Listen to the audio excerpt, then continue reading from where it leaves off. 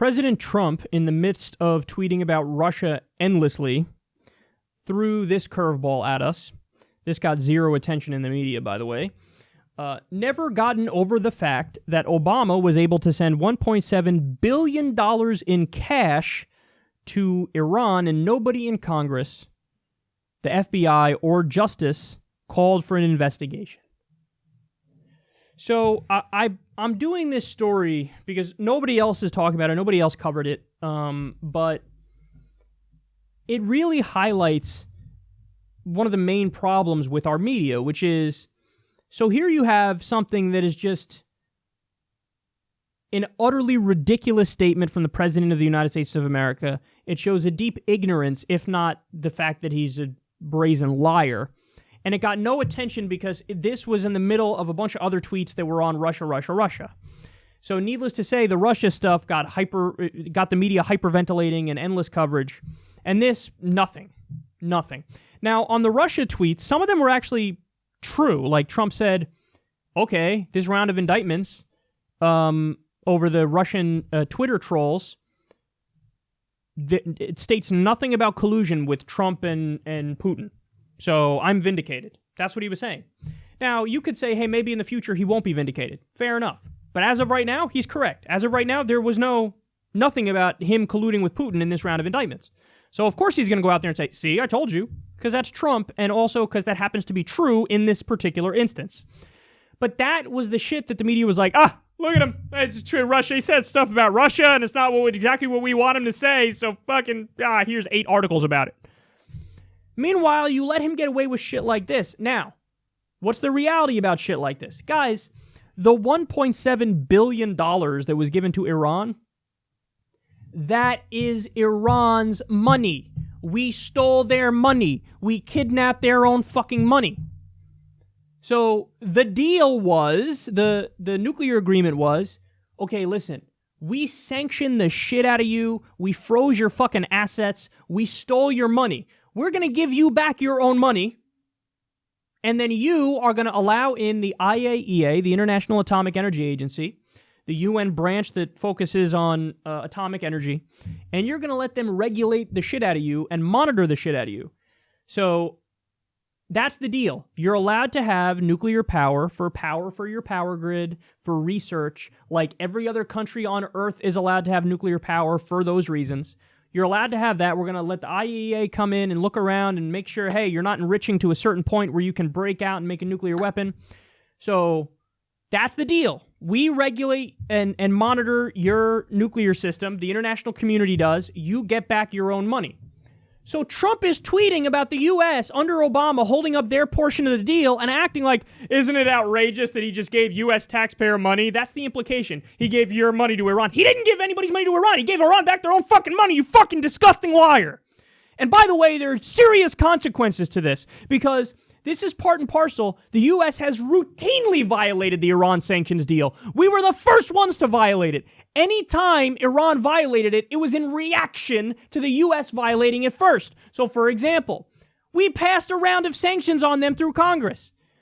The other portion of the deal, all we had to do was give them back their own money and not sanction them again. But we did. We sanctioned them again. So we violate the deal routinely. And our idiot-in-chief goes out there and lies about the deal and acts like, yeah, $1.7 billion, Obama gave them our money. He didn't give them our money. He gave them their own money, and that's half of the fucking deal, you giant idiot. How can the President of the United States of America get the most basic fact about the Iran nuclear deal dead wrong? He's an idiot. He's clueless. He doesn't know what the fuck's going on. And he's destroying diplomacy as a result of it. This deal, the Iran nuclear deal, while it's nowhere near perfect, it 100% prevents Iran from getting a nuclear weapon. And these idiots thinking they're being macho and we're going to be tough on Iran, you're making it way more likely that they create a nuclear weapon, you fucking morons. And where the fuck are the Democrats? And where the fuck is the media to talk about shit that matters like this? The world is a less safe place because Donald Trump's saying this shit, and you're not fucking covering it because Russia. This is the problem, man. Nobody's there talking about the real issues and explaining it to you and explaining to you why this guy's a fucking moron and you have to vote for us and here's what we're in favor of. Here's the idiot shit that he's in favor of. And the media's not fact-checking him. And they let something like this go right by. Right by. As if, yeah, whatever, sure, something about Iran. But anyway, the Russia thing. Oh, God damn it, man. It's so frustrating because, listen, the first time you ran against Donald Trump, that's a layup election. That's a layup election. You can give me somebody who's never been involved in politics in their goddamn life, some 40-year-old dude who was a goddamn accountant. I could have run that guy's campaign and he could have beaten Donald Trump. You want to know why? It ain't hard, bitch. He's a reality star buffoon. He doesn't know anything. He contradicts himself every 8 seconds. He's a clown. He's so easy to beat. Corporate Democrats lost to him. Now they're repeating all the same fucking mistakes that led to the loss in the first place. They're not looking inward. They're not saying, hey, we need to actually be for something. We need to move away from neoliberalism and corporatism and gradualism, and we need to embrace populist left ideas, social democratic ideas, libertarian left ideas. No. They're not looking internally, and they're committing the same fucking mistakes now that they were committing then, and it's like they're trying to lose to him again. And this is the Democratic Party, and this is the media. They think they're so fucking brave in being anti-Trump. No, because the way that they're anti-Trump is always stupid. It's always like, oh my God, he cursed, he said shithole. Wow.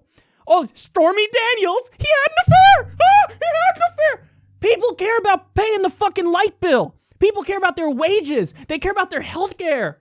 They don't give a shit about some porn star and some guy who we all knew was a loathsome cretin in the first place and had no character and wasn't going to be, faithful to his wife. We could tell by looking at him for 2 seconds that he's that kind of person. And you think it's a giant gotcha when you talk about that aspect?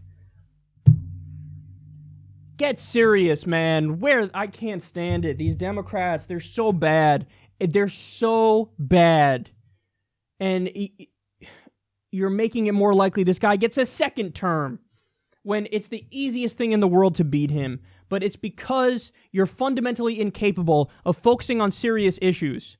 And all you do is try to trick the American people into voting for you.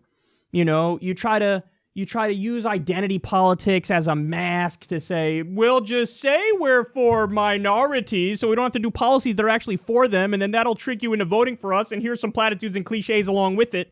And we're real people over here, okay? We know how to improve our own lives. We know what policies Washington should be doing. And if you're not going to fucking fight for them, you're not going to be serious and have conversations with us and message to us like adults, well, then that's why they say fuck you, and that's why you lose to a clown.